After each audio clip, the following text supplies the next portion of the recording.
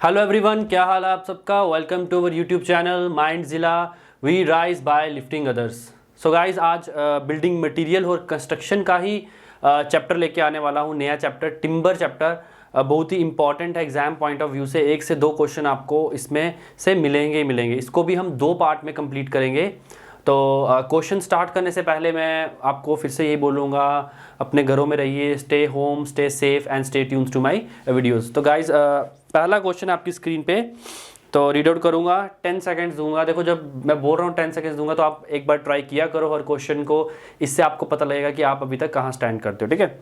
तो पहला question, equilibrium moisture content for the most of the tropical timbers varies between 1 to 5%, 5 to 10%, 10 to 20% and 20 to 30%। देखो, वो बात कर रहा है कि एक स्टेबल इक्विलिब्रियम मतलब एक स्टेबल जो है मॉइस्चर कंटेंट कितना होना चाहिए ट्रॉपिकल टिम्बर। टिम्बर क्या होता है? इंजीनियरिंग वुड्स जो यूज़ होता है हमारे इंजीनियरिंग में, जो भी वुड यूज़ होती है उसे कहते हैं टिम्बर, ठीक है। तो अब वो कह रहा है कि भाई इक्विलिब्रियम मॉइस्चर कंटेंट कितना होना चाहिए, ट्रॉपिकल टिम्बर की बात कर रहा है वो। जब उसने ट्रॉपिकल टिम्बर की बात करी। ट्रॉपिकल टिम्बर का क्या मतलब होता है? ट्रॉपिकल टिम्बर वो टिम्बर है जो ट्रॉपिकल रेन फॉरेस्ट से लिया जाता है। ट्रॉपिकल रेन फॉरेस्ट मतलब क्या? हार्डवुड मतलब क्या? देखो, एक होता है सॉफ्ट वुड, एक होता है हार्डवुड। ये किसके टाइप्स हैं? ये एक्सोजीनियस ट्रीज के टाइप्स हैं। तो अभी मैं इतना बताऊंगा आपको कि ट्रॉपिकल जो टिम्बर की बात कर रहा है वो एक हार्डवुड होता है, और उसमें जो वो कह रहा है कि इक्विलिब्रियम कितना होता है, वो कहता है मॉइस्चर कंटेंट कितना होता है, स्टेबल मॉइस्चर कंटेंट कितना होता है, वो होता है 10 से 20%। तो ऑप्शन नंबर सी के साथ चलूंगा मैं, 10 to 20%। 10 to 20% होता है, याद रखना। 20% हमारा क्या होता है? इक्विलिब्रियम मॉइस्चर कंटेंट होता है किसमें? ट्रॉपिकल टिम्बर में, ठीक है। नेक्स्ट क्वेश्चन की तरफ चलेंगे। नेक्स्ट क्वेश्चन देखिए। तो नेक्स्ट क्वेश्चन है, वो कह रहा है 1 in 12 slope of grains in timber beam result in reduction of strength by about 10%, 20%, 30%, 40%। Answer कीजिए। देखो, पहले तो मैं आपको 2-3 चीज़ें आपको बता देता हूँ कि भाई वो स्लोप ऑफ ग्रेन कह रहा है। देखो, सब देखना क्या कह रहे हैं, ठीक है। स्लोप ऑफ ग्रेन, भाई नाम ही पहली बार सुना, ठीक है। क्या होता है स्लोप ऑफ ग्रेन? अब उसने एक चीज़ भी दे दी 1 in 12। इसका क्या मतलब होता है? पहले तो ये बता देता हूँ। देखो, 1 in 12 का मतलब है 1 इंच क्या है? स्लोप, और 12 इंच क्या है? लेंथ। अब स्लोप ऑफ ग्रेन क्या है?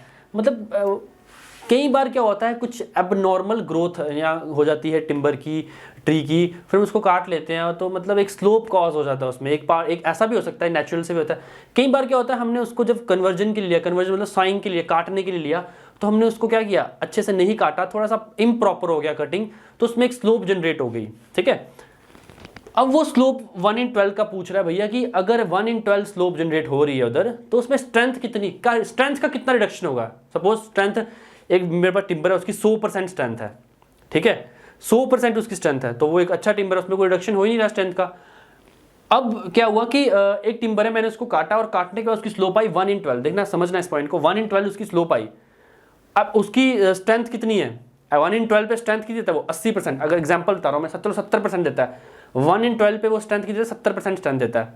अब रिडक्शन कितनी हुई, कमी कितनी हुई स्ट्रेंथ की? 30%। तो एक एग्जाम्पल बता रहा था मैं, लेकिन इसके लिए ना पूरा टेबल है, कोड ने दिया। वो आज आपको 1 in 12 पूछ रहा है, तो कल को 1 in 15 पूछ लेगा, तो आपको नहीं आएगा। तो मैं पूरा टेबल ही करवा देता हूँ, बात ही खत्म, ठीक है।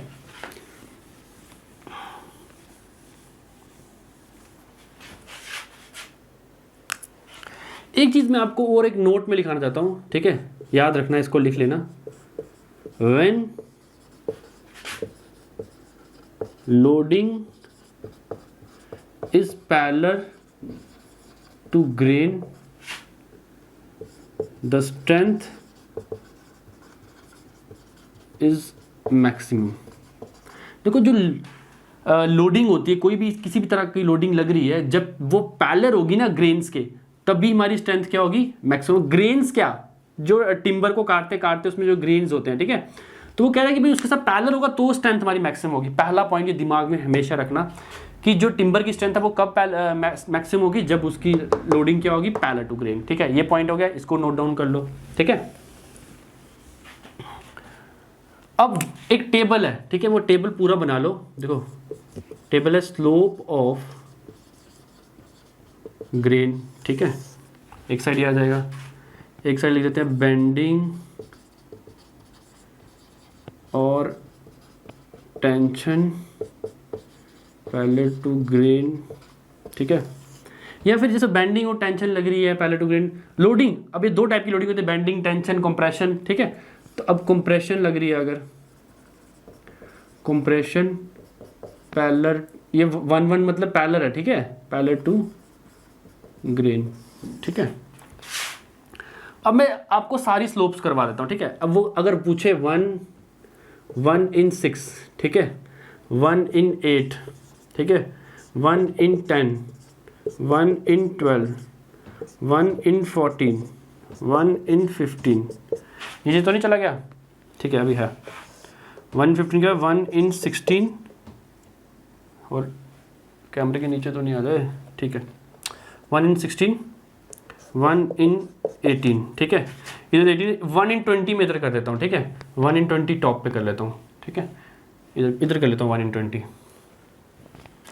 थोड़ा टाइट करके नीचे लिख देता हूँ 1 in 20, ठीक है। ये सारी स्लोप्स हैं, ठीक है। मैं फिर से बोलता हूँ 1 in 6, 1 in 8, 1 in 10, 1 in 12, 1 in 14, 1 in 15, 1 in 16, 1 in 18, 20 आपको नहीं दिख रहा होगा, 20 में ऊपर लिख देता हूँ, यहाँ पे लिख देता हूँ 1 in 20, 1 in 20 यहाँ लिख दिया मैंने, ठीक है। 1 in 20 मैंने टॉप पे लिख दिया, कहाँ तक है, 20 तक है। देखो अब जब 1 in 6 होती है तो स्ट्रेंथ होती है, ये स्ट्रेंथ है, ये क्या है, मैक्सिमम स्ट्रेंथ,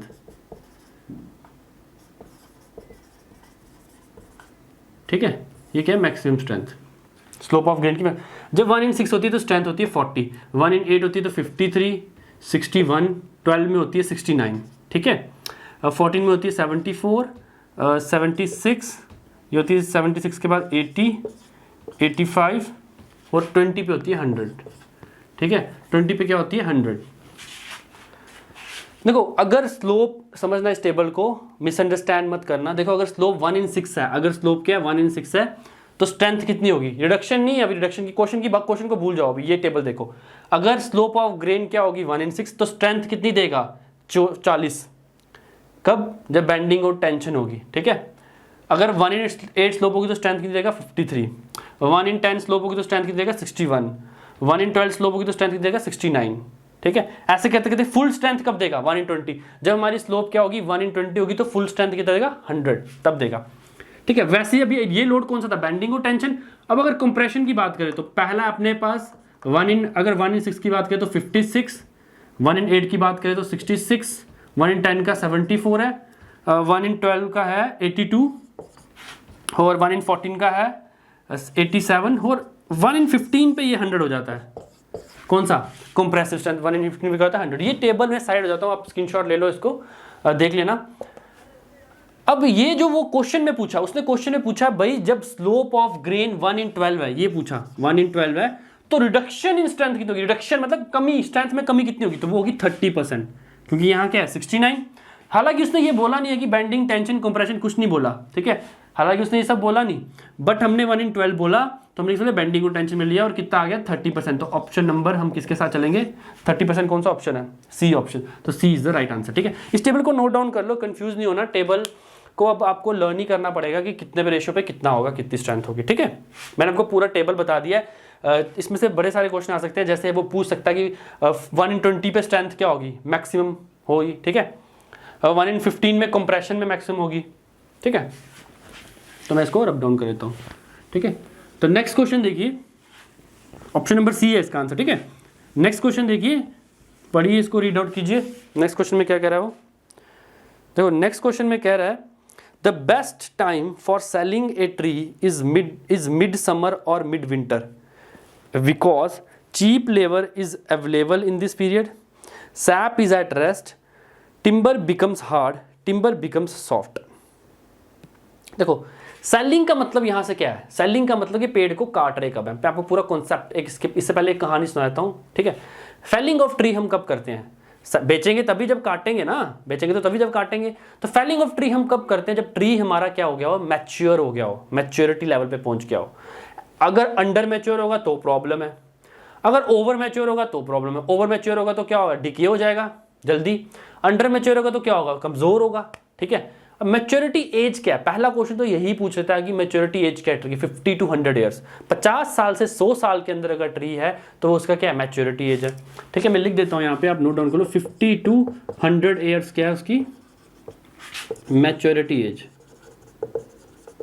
ठीक है, क्वेश्चन की तरफ चलते हैं। उसने बोला कि भाई वो पूछ रहा है कि बेस्ट टाइम कौन सा है, वो कह रहा है बेस्ट टाइम है जो मिड समर और मिड विंटर। क्यों ऐसा क्यों बोल रहे, वो यही पूछ रहे क्यों ऐसा। देखो ऐसा क्यों है बताता हूं आपको। अगर मैं पहले विंटर को लेता हूं,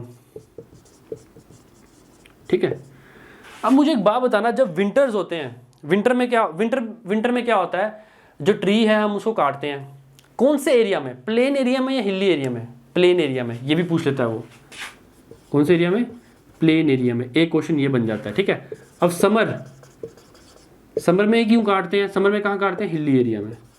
ठीक है, अब क्वेश्चन को समझना, प्लेन एरिया में हम लकड़ी कब काटते हैं, पेड़ कब काट देते हैं, पेड़ कब, फैलिंग ऑफ ट्री कब होता है प्लेन एरिया में, विंटर्स में। ऐसा क्यों, देखो अगर मैंने प्लेन एरिया में समर में कर दिया, समर में पेड़ को काट दिया, काटने के बाद रखा उसको, तो वो क्या हो जाएगा, टेम्परेचर बहुत ज्यादा होगा, श्रिंकेज कर देगा, रैप कर जाएगा, सुकड़ जाएगा, खराब हो जाएगा। ठीक है, तो अपनी प्रॉपर डायमेंशन उसकी खराब हो जाएगी। ठीक है, तो प्लेन एरिया में कब काटते हैं, विंटर्स में, समर में नहीं काटते। अब हिली एरिया में कब काटते हैं, समर में। अब मैंने हिली एरिया में, विंटर में क्यों नहीं काटना है, हैवी रेनफॉल, ज्यादा रेनफॉल होती है हिली एरियाज में, क्या होती है विंटर्स में रेनफॉल बहुत ज्यादा होती है, तो इसीलिए हम उसको कब काटते हैं, समर्स में काटते हैं। ठीक है, अब ये तो मैंने आपको बता दिया किसको क्या काटते हैं किसको नहीं काटते। क्वेश्चन के बेस्ट टाइम, वो कह रहा है कि सबसे अच्छा टाइम कब है, ये टाइम विंटर, क्या कौन सा टाइम है, जब जो मेरा सैप है इज एट रेस्ट, वो रेस्ट पे हो। ठीक है, सैप मतलब क्या, सैप मतलब कि ट्री का जो अंदर पानी प्रेजेंट है, जो मेरा पानी ट्री के अंदर प्रेजेंट है वो क्या होना चाहिए, रेस्ट पे होगा, तो सबसे बेस्ट टाइम है। अब प्लेन में बेस्ट टाइम कब होगा कि जब वो रेस्ट पे होगा, विंटर्स में। ठीक है, हिली में क्या होगा, समर्स में। तो उसने, ये तो मैंने आपको पूरा बता दिया। ठीक है, उसने तो क्वेश्चन में सिर्फ इतना ही पूछा था कि बेस्ट टाइम, भाई सबसे अच्छा टाइम कौन सा है for felling a tree in mid summer और मिड विंटर, बिकॉज। ठीक है, उसने यही पूछा, सिंपल पूछा था उसने कोई ज़्यादा कॉन्सेप्ट नहीं पूछा था। मैंने आपको पूरा बता दिया कि हम विंटर में कौन से एरिया में काटते हैं, समर में कौन से एरिया में काटते हैं, ये भी पूछ सकता है। मैच्योरिटी एज बता दिया आपको। तो हम क्वेश्चन की तरफ फिर से जाएंगे। वो कह रहा है बेस्ट टाइम, तो बेस्ट टाइम है जब हमारा सैप क्या हो, रेस्ट पे हो। सैप क्या हो, देखो इधर, सैप क्या हो, रेस्ट पे हो। ठीक है, तो नेक्स्ट क्वेश्चन चलेंगे।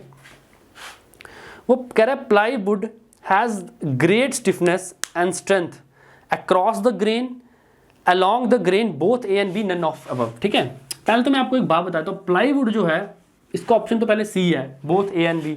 फिर भी मैं एक लाइन लिखवा देता हूँ आपको, जो प्लाईवुड है वो क्या करता है, सेम स्ट्रेंथ देता है, सेम स्ट्रेंथ देता है इन ऑल डायरेक्शन। ठीक है, सेम प्लाईवुड की सेम स्ट्रेंथ होती है, हर एक डायरेक्शन में क्या होती है, सेम स्ट्रेंथ होती है प्लाईवुड की। तो उसने पूछा along the grain, across the grain, तो हम बोलेंगे बोथ ए एंड बी। तो ऑप्शन नंबर सी इसके साथ चलेंगे। अब प्लाईवुड में क्या होता है, प्लाईवुड में तो बहुत सारी प्लाई से बनाया जाता है, विनियर्स से बनाया जाता है, एक के ऊपर दूसरी, एक के ऊपर दूसरी, ऐसे लेयर्स में बनाया जाता है, नंबर ऑफ लेयर्स में बनाया जाता है प्लाईवुड को, थिकनेस में मेजर किया जाता है। दो टाइप स्पेसिफिक होते हैं ना, वो कहता है इतने mm की प्लाई लाना, तो बोलता है इतनी लेयर वाली चाहिए मुझे, 12 लेयर वाली चाहिए मुझे, 18 लेयर वाली चाहिए मुझे, 7 लेयर वाली चाहिए। तो मतलब इस तरह से, मतलब प्लाईवुड क्या होता है, same strength in all direction. तो इस क्वेश्चन को यहाँ ही करते हैं। नेक्स्ट क्वेश्चन देखते हैं।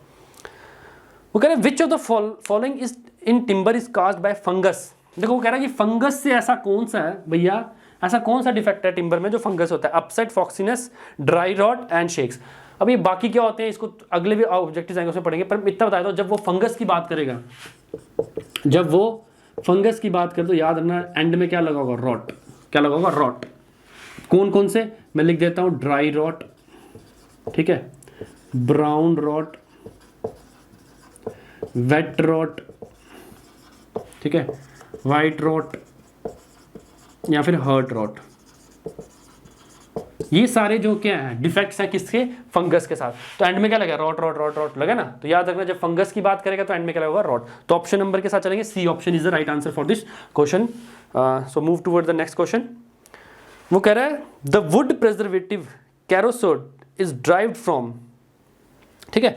अब कैरोसोट ऑयल होता है जो हम क्या कहाँ लगाते हैं, वुड पे लगाते हैं, उसको प्रिजर्व करने के लिए, प्रिजर्वेशन करने के लिए। किससे प्रिजर्व करेंगे भैया, करेंगे किससे? वाइट एंड्स के अटैक से करेंगे ना, कोई अटैक ना हो जाए, फंगस का अटैक ना हो जाए, नेचुरल एजेंसीज का अटैक ना हो जाए, मतलब वो क्या हो जाए, डिके ना हो जाए। तो उसके लिए हम क्या करते हैं, वुड पे बड़ी सारी चीज़ें अप्लाई करते हैं। तो वो कह रहा है कि जो हम कैरोसोट अप्लाई करते हैं, ये कहाँ, जो कैरोसोट अप्लाई करते हैं वो पूछ रहे हैं ये कहाँ से किससे बनता है। पहला ऑप्शन बोल रहा है वुड और कोल, सेकेंड बोल रहा है acidic cupric chromate, chromate zinc chloride, pentachlorophenol. तो ये बनता है वुड और कोल से। किससे बनता है? वुड या कोल से, या इसको लिग्निट भी कहते हैं, लिग्नाइट भी कह सकते हैं, ठीक है। लिग्नाइट, इन सब की क्या होती है, डिस्टिलेशन की जाती है और हमारे पास क्या बनता है, क्रेसोट। अब वो एक क्वेश्चन और बताता हूं, इसमें क्या क्रेसोट ऑयल यूज होता है। अब इसके 3 नाम है, क्रेसोट ऑयल के क्या है, 3 नाम है, ठीक है। इस प्रोसेस जो अप्लाई करते हैं इसको कहते हैं रूपिंग प्रोसेस, बेथल्स प्रोसेस, ठीक है। देखो मैं बताया तो मैंने आपसे 2 क्वेश्चन इसमें से करा दिए। उसने पूछा पहला कि जो क्रेसोट यूज होता है प्रिजर्वेशन वुड की, वो कहाँ से आता है, किससे आता है? वो आता है वुड और कोल की डिस्टिलेशन से, या लिग्नाइट की डिस्टिलेशन से। अब जो प्रिजर्वेशन में जो यूज होता है कौन सा ऑयल होता है, क्रेसोट ऑयल होता है। अब वो कैसा था, इस प्रोसेस को क्या कहते हैं, जो ऑयल लगाते हैं वुड पे क्रेसोट ऑयल, इस प्रोसेस को कहते हैं, उसको कहते हैं रोपनिंग प्रोसेस या फिर बेथल्स प्रोसेस या बेथल्स मेथड, ठीक है। तो ये नाम है, ऑब्जेक्टिव में ये भी पूछ सकता है, ठीक है। तो नेक्स्ट क्वेश्चन की तरफ चलेंगे। नेक्स्ट क्वेश्चन का आंसर दीजिए। वो कह रहा था seasoning of timber is done by A drying, B moist drying, C clearing dry rod, hot drying, ठीक है। देखो पहली बात तो भाई सीजनिंग का मतलब क्या है, सीजनिंग का मतलब ही यही है, मुझे क्या करना है, मॉइस्चर कंटेंट को आउट करना, मतलब ड्राइंग करना, टिम्बर को क्या करना है, ड्राइंग करना। अब मैं पूरा ड्राइंग भी नहीं करूंगा, अगर पूरा ड्राइंग कर तो क्या हो जाएगा, श्रिंकेज काज कर लेगा, थोड़ा बहुत मॉइस्चर उसमें रहेगा ही रहेगा। तो ऑप्शन नंबर बी के साथ चलूंगा, सीजनिंग हम कब करते हैं, मॉइस्ट ड्राइंग, किसके लिए, मॉइस्ट ड्राइंग। तो option number B is the right answer for this question. So move toward the next question. वो कह रहा था portion of timber between hardwood and cambium layer is called. तो इसको समझाने के लिए ना एक डायग्राम बनाता हूँ, उसको देखना डायग्राम को, तो इसको अपने दिमाग में बिठा लेना, ठीक है।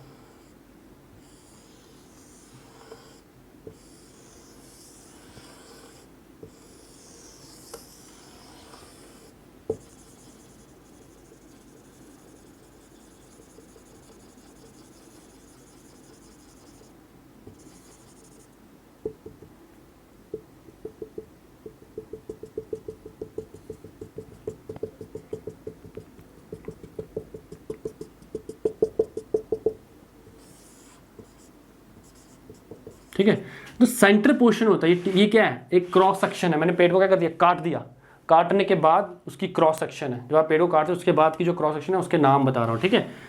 जो इंटरनल पार्ट है उसको कहते हैं पिथ, ठीक है। अब जो पिथ हो और उसको सराउंड करता है उसको कहते हैं क्या, हार्डवुड। क्या कहते हैं, हार्डवुड। हार्डवुड के बाद क्या आता है, सैपवुड। क्या आता है, सैपवुड। सैपवुड के बाद क्या आता है, कैम्बियम लेयर, ठीक है। अब कैम्बियम लेयर के बाद एक लेयर आती है, वो तो सबने देखी होगी, ठीक है।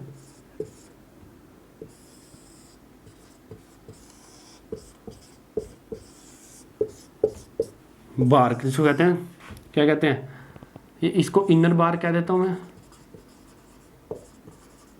इसको आउटर बार कह देता हूं। बाग तो पता ही होगा ना, तो कर्विंग जो लेयर बनाई जाती है ट्री के ऊपर, जो लेयर बनी होती है इसको आप उखाड़ देते हो, उखाड़ने में वाइट पोर्शन आता है। देखो पहले अंडर होता है पिट, इनर पोर्शन, ठीक है।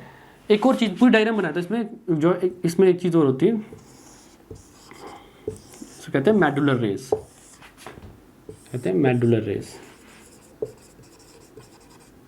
एक और नाम सुना होगा आपने, जो सबने सुना होगा, एंगुलर रे, एनुलर रे। देखो सेंटर मोस्ट पोर्शन पिथ, उसके बाद आता है अपने पास हार्डवुड, हार्डवुड के बाद आता है सैपवुड, सैपवुड क्या आता है, कैम्बियम लेयर, कैम्बियम लेयर क्या होता है, इनर बार्क, फिर आउटर बार्क, और एक रेडियल पोर्शन, रेडियल होता है जो क्या करता है, होल्ड करके रखता है, कहां तक, पिथ से लेके कैम्बियम लेयर तक होल्ड करके रखता है, उसको कहते हैं मेडुलर रेस। क्या कहते हैं, मेडुलर रेस। और एक सर्कल्स, जो ये लाइंस जा रही हैं, ये सर्कल्स, ये सारे, इनको कहते हैं एनुलर रेस, ठीक है। अब कौन सा क्या करता है ये तो बहुत वास्ट हो जाएगा, पर मैं इतना सा कहता हूं, अभी उसने क्वेश्चन पूछा था, the portion of timber between hardwood and cambium layer. Hardwood और कैम्बियम लेयर के बीच में क्या आ रहा है, सैपवुड। देखो मैंने डायग्राम इसलिए बनाई ताकि ऑब्जेक्टिव क्या हो जाए, इजी अंडरस्टैंड करने के लिए आपको इजी हो जाए। उसने कहा हार्डवुड और कैम्बियम लेयर के बीच में क्या आ रहा है भैया, सैपवुड आ रहा है, सैपवुड। तो ऑप्शन नंबर ए के साथ चलेंगे हम, ए क्या है राइट आंसर, सैपवुड। अब वो एक और फेमस क्वेश्चन है इस डायग्राम में आया हूं तो बताता हूं, एक फेमस क्वेश्चन है, वो कहता है कि कौन सा ऐसी चीज है जो एज बताती है, एज बताती है ट्री की कितनी एज है, वो बताती है एनुलर रेज। ये सर्कल्स हैं जो ये न, वन सर्कल मतलब कि 1 साल, तो आगे बढ़ता जाता है बढ़ता, तो मतलब क्या होता है, ये क्या बताती है उसकी एनुलर रेज, क्या बताती है, एज ऑफ द टिम्बर। तो इस डायग्राम को नोट डाउन करना कर लो, ठीक है। तो नेक्स्ट क्वेश्चन की तरफ चलेंगे। वो कह रहा है moisture content achieved after oven drying of timber, ठीक है। वो कह रहा है कि भाई मैंने जब टिम्बर को क्या किया, सीजनिंग करते हैं जब टिम्बर की हम, तो बड़े चीज़ों में करते हैं। वो कह रहा है सीजनिंग मैंने किस में की, मॉइस्चर कंटेंट में किसमें निकाला, मैंने ओवन ड्राइंग ऑफ टिम्बर की, टिम्बर को क्या किया, ओवन में रखा और फिर उसको ड्राई करने की कोशिश की।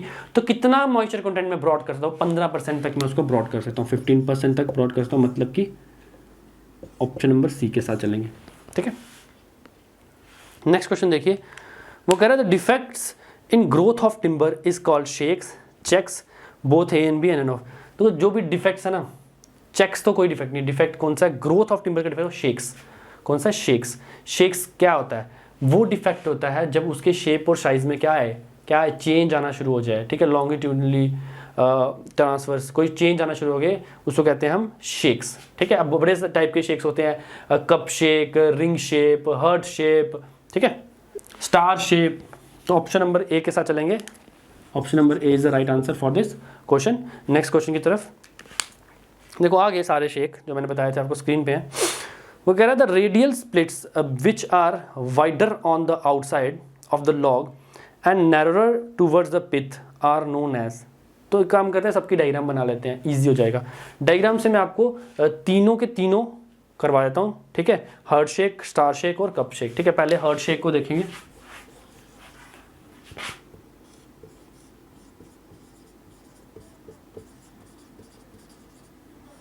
ठीक है, और क्या है, कप शेक, कप शेक के बाद स्टार शेक, ठीक है, हार्ट शेक,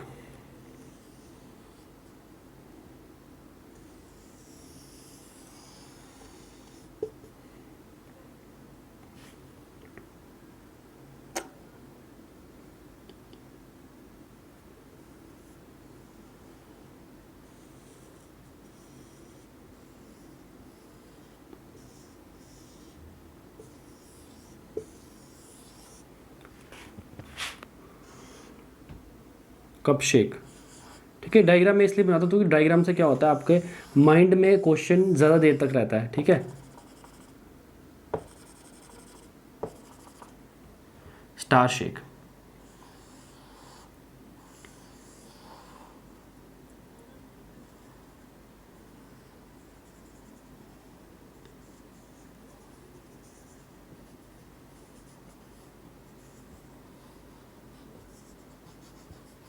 ठीक है। देखो अब वो क्वेश्चन में कह रहा है radial split which are wider on the outside. देखो अब क्या हो रहा है, स्प्लिट मतलब कि टिम्बर मेरा क्या हो रहा है, टूट रहा है, ठीक है। अब वो कह रहा है कि वाइडर पे, आउटर पोर्शन पे, जो मेरा जैसे ये होता है ना, ये मेरा टिम्बर की क्रॉस सेक्शन है, वो कह रहा है आउटर पोर्शन पे क्या है, वाइडर, और इनर पोर्शन पे क्या है, क्लोजर। इनर पोर्शन पे क्या है, नैरोर, मतलब जो वो है स्प्लिट हो रहा है वो आउटर पोर्शन पे क्या हो रहा है, ज्यादा वाइड हो रहा है, और इनर पोर्शन पे क्या हो रहा है, क्लोज हो रहा है। तो मतलब कि पिथ पे क्या हो रहा है, जाके खत्म हो रहा है और आगे खुल रहा है, मुंह खुल रहा है, तो कौन सा हुआ, स्टार। अगर वो बोलता कि क्या हो रहा है, थोड़ा थोड़ा क्या हो रहा है, थोड़ा थोड़ा हर एक पॉइंट पे क्या हो रहा है, एक स्मॉल पोर्शन में एक अगर कोई स्प्लिट हो रहा है हर एक एनुअल रिंग में क्या हो रहा है, स्मॉल पोर्शन में, तो वो क्या हो रहा है, कप। अगर होल पोर्शन में होता तो वो होता है क्या, वो होता है, अगर स्मॉल पोर्शन में होता वो क्या होता है, कप, ठीक है। अगर होल पोर्शन में तो वो होता है रिंग, ठीक है, क्या होता है, रिंग। एक और होता है रिंग शेक भी होता है, ठीक है। अब वो क्या कर रहा है, हर एक लेयर में थोड़ा थोड़ी कोई क्या हो रहा है, स्प्लिट हो रही है, तो मतलब कप शेक। अगर पूरे पे हो रहा है तो रिंग शेक। हार्ट शेक मतलब अब बाहर क्या है, narrower in the outer portion and wider in the inner portion. देखो सिंपल बात है, जब वो बोलेगा कि वाइडर आउटर पोर्शन पे, नैरोअर इनर पोर्शन पे, तो क्या है स्टार शेक। ठीक है, जब बोलेगा उसका उल्टा तो क्या हार्ट शेक। कप शेक मतलब थोड़े से पोर्शन पे, पूरे पोर्शन पे रिंग बनाएगा जब तो रिंग शेक। ठीक है, तो इसका ऑप्शन है आपका star shake is the right answer, option number B is the right answer. तो नेक्स्ट क्वेश्चन की तरफ चलेंगे। ठीक है, वो कह रहा है disintegration of tissues of wood cause by fungi is called. वो फिर मैंने आपको बताया कि भाई फंगी के साथ अगर फंजाई के साथ बात करेगा या कोई फंगस के साथ बात करेगा तो वही किससे होगी, रॉट। ऑप्शन नंबर ए के साथ जाएंगे हम। ऑप्शन नंबर ए के साथ मैंने डिस्क्राइब कर लिया आपको पहले का। ठीक है, वो कह रहा है defects in wood due to conversion is burl, shakes या चिपमार्क। जब उसने कन्वर्जन की बात की, कन्वर्जन का मतलब है सॉइंग का मतलब क्या है, सॉइंग की बात कर रहा है, काटते टाइम ब्रिक को मैं काट रहा हूँ, सॉरी टिम्बर को जब मैं काट रहा हूँ तो उस टाइम किस किस तरह के डिफेक्ट्स आ रहे हैं, तो हमारा है chip mark. Option number C is the right answer, chip mark. अब चिप मार्क क्या होता है, सपोज ये टिम्बर है, मेरा लॉग है, मैं इसको मशीन के ऊपर रख रहा हूँ, मशीन के ऊपर रखने के बाद इसको दूसरी मशीन लगा के फिर इसको काट रहा हूँ। चिप मार्क मतलब चिप पड़ जाना, क्या पड़ता है, अब मशीन का जहाँ जिस मशीन में रखा है उस मशीन पे रखते रखते क्या थोड़े थोड़े निशान पड़ जाते हैं। जब मशीन प्रेस होती है टिम्बर को होल्ड करेगी ना, होल्ड करते टाइम क्या होगा, चिप मार्क बन जाते हैं, उसको कहते हैं चिप मार्क। तो option number C is the right answer for this question. ठीक है, कन्वर्जन के टाइम पे जो डिफेक्ट तो उसको कहते हैं चिप मार्क। ठीक है, वो कह रहा है defect cause by the shrinkage in timber.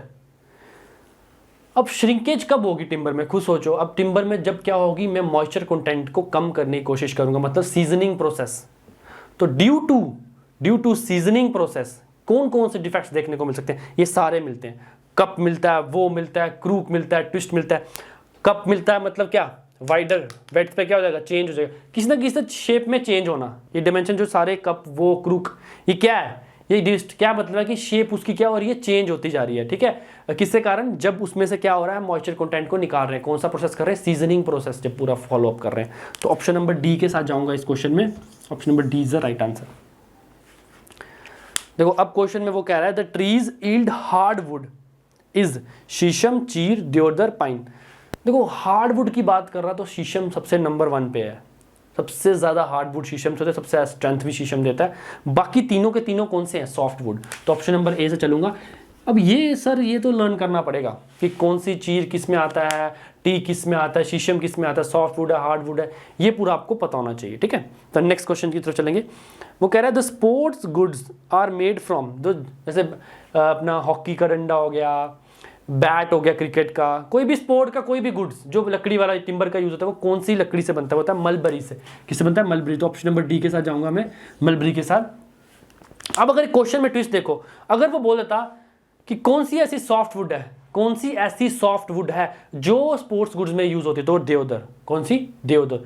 मतलब वैसे अगर देखा जाए तो मलबरी ही होगा, अगर स्पोर्ट्स गुड्स की बात की उसने तो मलबरी होगा, पर क्वेश्चन में अगर ट्विस्टेड कर दिया उसने, ये भी पूछा कि स्पोर्ट्स गुड्स को सॉफ्ट वुड भी पूछा, तो फिर क्या होता, तो फिर आपका क्या आता, देवदार। ठीक है, तो नेक्स्ट क्वेश्चन में चलेंगे।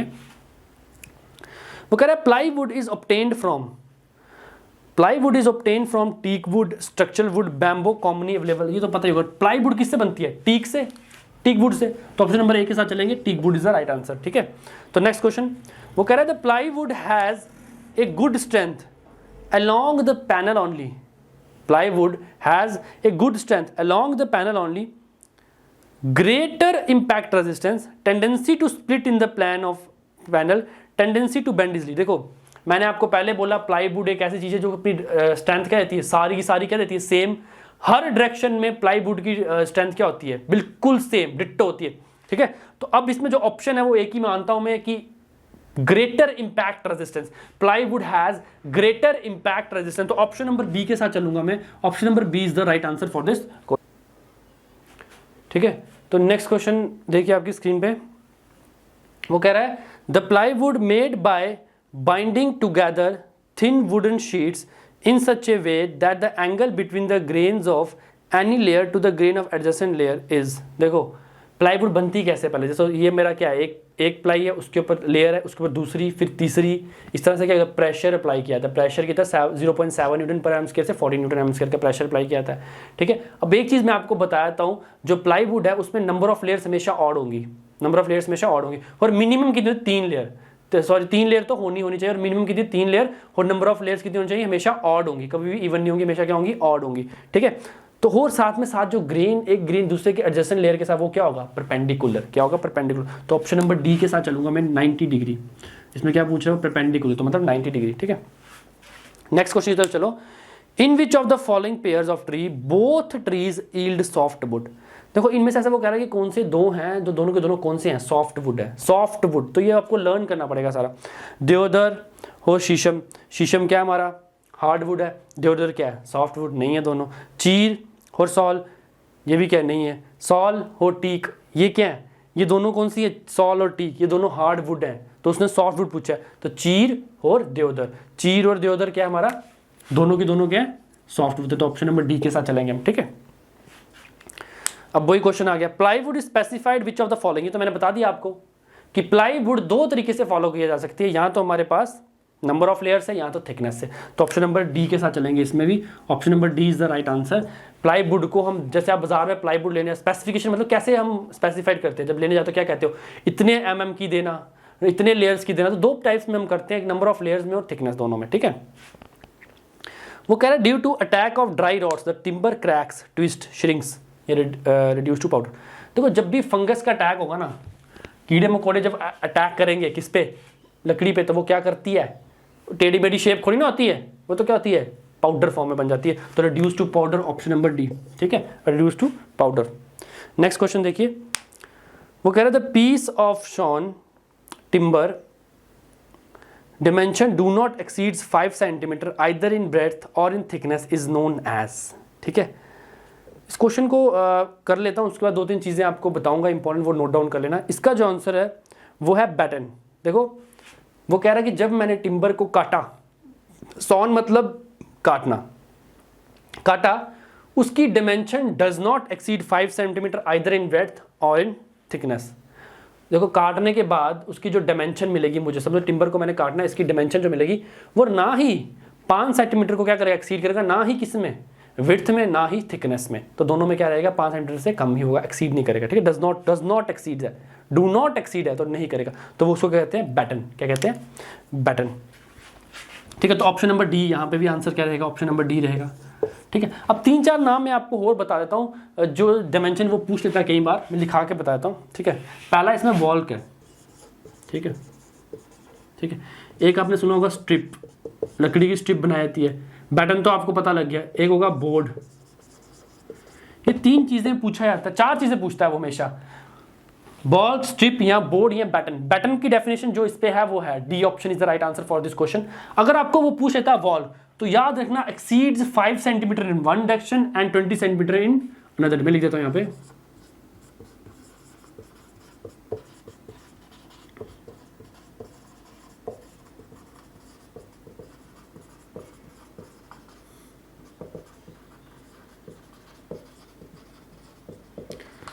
देखो वो क्वेश्चन सेम ऐसे पूछेगा, तो पूछेगा the piece of sawn timber, कैसे पूछेगा, the piece of sawn timber whose dimension exceeds 5 centimetre in one direction and 20 centimetre in other direction. तो ऑप्शन सारे दे देगा, तो क्या आएगा, वो बॉल्क। ठीक है, अब वो स्ट्रिप का क्या पूछेगा, वो पूछेगा क्या पूछेगा, the piece of sawn timber, the piece of sawn timber whose thickness is 5 centimetre and width is 10 centimetre. ठीक है, क्या पूछेगा, whose thickness is 5 centimetre and width is 10 centimetre. जब कोई टिम्बर की थिकनेस 5 सेंटीमीटर है और उसकी विड्थ 10 सेंटीमीटर, वो क्या होगी, स्ट्रिप। ठीक है, उसका बोर्ड क्या पूछेगा, सेम वैसे पूछेगा थिकनेस कितनी होगी, less than 5 centimetre and width exceed 12 centimetre. क्या पूछेगा, thickness less than 5 centimetre and width exceeds 12 centimetre. ठीक है, मैंने तीनों टाइप्स में करवा दिया। देखो जो भी क्वेश्चन में जितनी पॉसिबिलिटी थी, मैं सारी की सारी पॉसिबिलिटी लेके चल रहा हूं। ठीक है, इतनी मेहनत कर रहा हूं। वीडियो को लाइक करना है, शेयर करना है और चैनल को सब्सक्राइब करना है, ये जरूर करना है। ठीक है, वो कह रहा है कि अगर बोलेगा exceed 5 centimetre in one direction and 20 centimetre direction, तो ये ऑप्शन आएगा। थिकनेस 5 सेंटीमीटर है, विड्थ 10 सेंटीमीटर है, तो ऑप्शन आएगा strip. Thickness less than 5 centimetre है और विड्थ क्या कर रही है, एक्सीड 12 सेंटीमीटर, ऑप्शन आएगा बोर्ड। अभी क्वेश्चन है जो उसका ऑप्शन है बैटन, तो ऑप्शन नंबर डी के साथ चलेंगे। तो मैंने आपको बता भी दिया था पहले, ठीक है। तो नेक्स्ट क्वेश्चन की तरफ चलेंगे। वो कह रहा है विच of the following trees yield soft would, इसमें से कौन सा सॉफ्ट वुड यील्ड कर रहा है? शीशम, सॉल, टीक या चीर, कौन सा कर रहा है? ये तो मैंने इतनी एग्जांपल्स आपको करा दी अभी तक, कराए ना, सारे करवाए कि क्या होता है, कौन सा इसमें से वो कौन सा है, सॉफ्ट वुड कौन सा है, नहीं करवाया क्या? सारे करवा दिए। हार्ड वुड कौन सा है, उसने क्या पूछा है? सॉफ्ट वुड की बात की है। तो शीशम तो हमारा क्या है? हार्ड है। साल क्या है? हार्ड है। टीक क्या हार्ड है? तो सॉफ्ट कौन सा हो? चीर। तो ऑप्शन नंबर डी, इसमें भी क्या जाएंगे? ऑप्शन नंबर डी के साथ चलेंगे, ठीक है। अब ये जो एग्जाम्पल्स है ना, ये आपको लर्न करनी पड़ेंगी, ठीक है। जो एग्जाम्पल्स हैं वो लर्न करनी पड़ेगी। सॉफ्ट वुड कौन सी है, हार्ड वुड कौन सी है, इनकी जो एग्जाम्पल्स हैं वो आपको क्या करनी पड़ेगी? लर्न करनी पड़ेंगी, ठीक है। तो नेक्स्ट क्वेश्चन पे चलते हैं, नेक्स्ट और लास्ट क्वेश्चन, ठीक है। वो कह रहा है which is the timber having maximum resistance against white ants.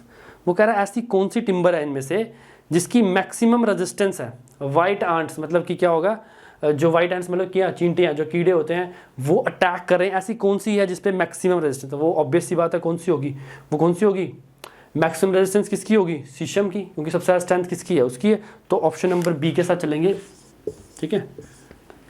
तो होप, ठीक है, होप ये वीडियो आपको अच्छी लगी हो, ठीक है। अब मैंने जितने से मैक्सिमम क्वेश्चंस थे आपके लेके आता हूँ, आपको अलग अलग सब करवाता हूँ, इतनी मेहनत करता हूँ, तो इसका मतलब आपको भी चैनल को क्या करना है? सब्सक्राइब करना है, वीडियो को लाइक करना है, शेयर करना है, मैक्सिमम से मैक्सिमम तक पहुँचाना है। ऐसे ही हमें प्यार देते रहिए। तो ठीक है, आज के लिए इतना ही। नेक्स्ट वीडियो में आपके साथ आऊँगा पार्ट 2 लेके। Thank you and have a nice day.